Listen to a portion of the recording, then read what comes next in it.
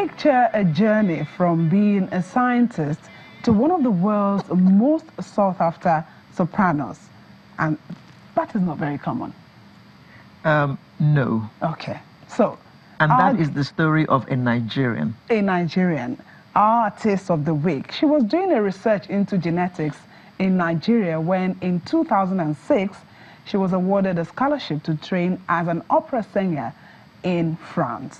5 years later, she graduated top of her class.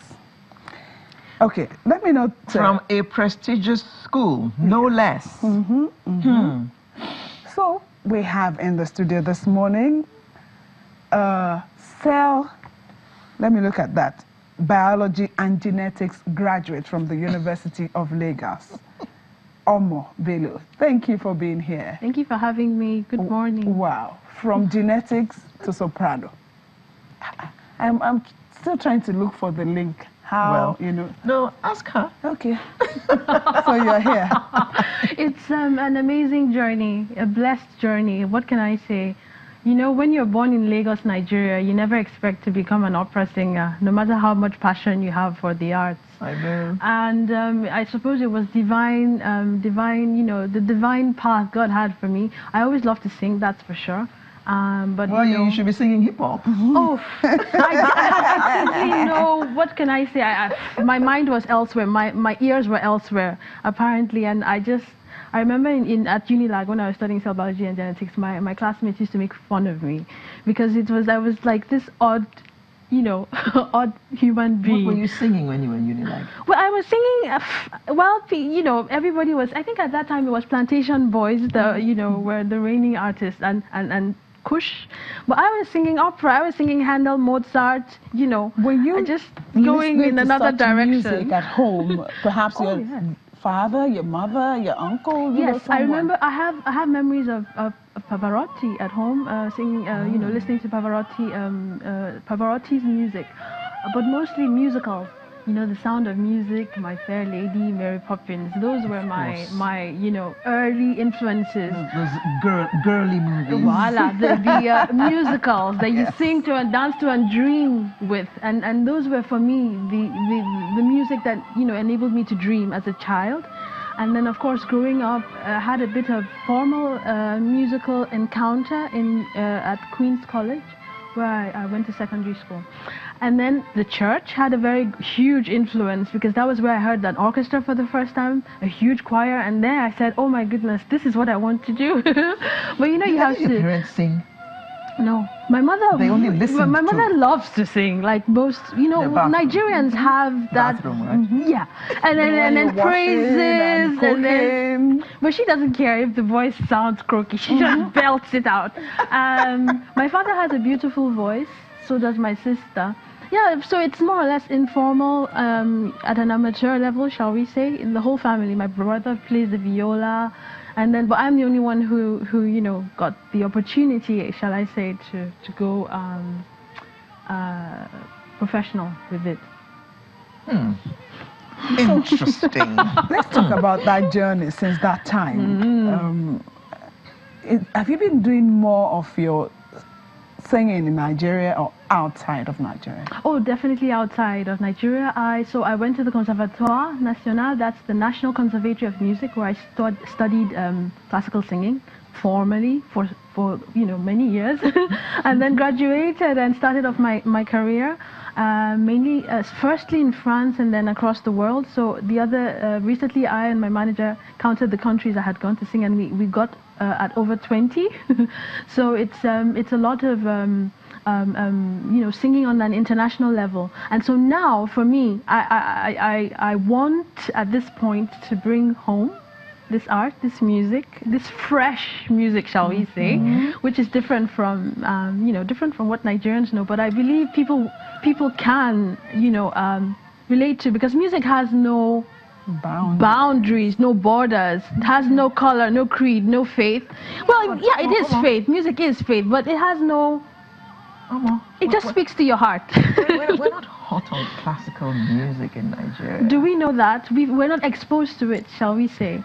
We're not exposed to it, there's a difference. You know the funny thing, the first time I came to Nigeria to sing, that was oh dear, 2007, I think. And of course, that was for me like, oh dear, what am I going to expect? It was at Abuja at the Nikon. Then it was Nikon. Now it's Hilton. The Transcore Hilton. And so I had this aria, which is what I'm singing this night, by the way. I had this aria which starts with a huge high note, and so I go on with it, not expecting, anything, because usually in the Western audiences, people are more prim and proper, shall we say. And so I went on with the high note, and people just burst out into shouts and claps and screams. And you're not used to that. And I was taken aback. I was so happy, because that is what I want, for classical music, that reaction. And that's what I mean when I say music has no boundaries. So the people reacted from the heart because they heard something that, just moved them, excited them. And that's why I say it's for want of exposure and not, this a priori stereotypical idea that we wouldn't like it. I think if people get to know this music, why not? I mean, African music went to the West. Why should the opposite not happen? Shall we say? There you go. There you go. Am I defending my art? No, you're not. You are not. I mean, now, classical music. You finished studying your Unilag. Yes. What prompted you to go do that? To go to the conservatoire? You got a scholarship? I did. How did you get a scholarship for singing when you were doing genetics? Yes, and so that's the classic Nigerian story, right? From a middle-class home, your parents expect you to go into those fields: medicine, law, accounting, engineering, etc. So in my case, I wanted to go to study medicine, and of course, the musical activities were becoming increasingly present in my life. So I was going to Unilag, studying at the university. I was doing a lot of singing in church and the choir, with rehearsals, with concerts. I studied at the Muson Center in Onikan, where I studied singing, piano, and it was just this double life. As well? Yes, okay. What's necessary to help my singing, and so I was having this double life of singing and trying to be a scientist and then later a doctor, and just like juggling the two, which was actually the only thing to do at that point. I had this, like I said, divine. I call him my angel, because that day we had this concert for the visiting cultural attaché at the Muson, the cultural attaché of the French embassy, and we did this little impromptu concert for him, and he fell in love with the voice. So it was as simple as having that person who needed to hear me, who discovered me, and he got me this, this scholarship. And it was actually not planned. He just came along to listen to the musical talents at Muson, and thereon it was like, okay, this talent, this is the talent, and what do we do? I went to France for a week at first to go and sing to teachers, professionals, so they listen and tell me what is this worth pursuing and all of that, and it was unanimous. The positive feedback that I got about the voice, because at that time I was just singing for the love of it. I had no idea whether this was something worth going for. And so yes, with that positive feedback, I came back, finished my degree, and then left the year after to France. I can hear your voice in the background somewhere. Yeah. Oh. Okay, if the director can let us enjoy some part of that, it would be nice. Because, when you sing like that, okay, there are no words. Oh, there are. Okay, for some parts. Yes. For Nigeria, we hear of the words, we hear of the rhythm, we feel. For opera, what does it bring? Well, on the contrary, it depends on which type of music. I think the one that's going to be played now is such that it's more vivacious. There's this what's the word? There's this feeling that it's only slow music, which isn't necessarily the case. On the contrary, there's all sorts of music in opera, just like in in pop, you have slow music, faster music, more rhythmic music, less rhythmic music. So it all depends on which ones you are listening to. And then yes, for the words, there are different types of words. You have in English, and of course you have in other languages, French, Italian, German, Russian, Czech, what have you. So and we it are cuts hoping across. You will do, one Nigerian language. Of course, there's Nigerian music, Okay. very beautiful Nigerian music. You know, Ayo Bankole was a very prominent, was a very prominent Nigerian. And Biodu Koya too. Biodu Koya, I think she's also into. Well, he was a composer. She is a singer. Okay. So he composed, like you were talking about Nigerian music. He composed beautiful, beautiful Nigerian music, in this style, and it's something I know and sing on international stages. So imagine there was this song that was, arranged by Akin Yuba called Oremeta. I don't from the folk song.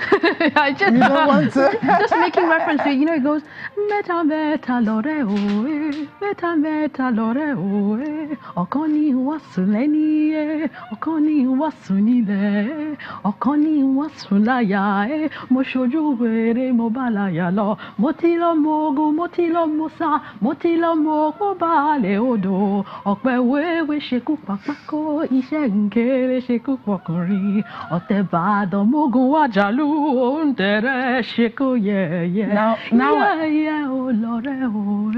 wow, now I know. And so music. you see, I've got goosebumps.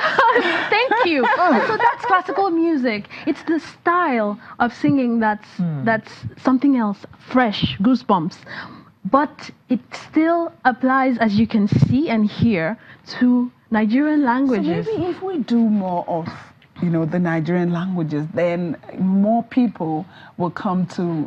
Yes, by all means, and then get to know the new and rediscover the ones we know, because this is a song that is a folk song, and then and just sort of play around, because music is also about exchange.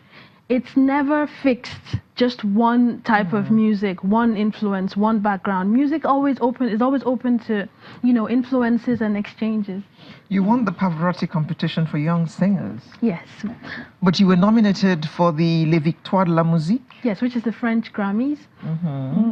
And Yes. you didn't win that one. No, I didn't. Okay, we'll look forward to time. It's not over that. yet. Okay, and the exposure was so huge that it didn't make a difference that I We'll didn't talk win. about that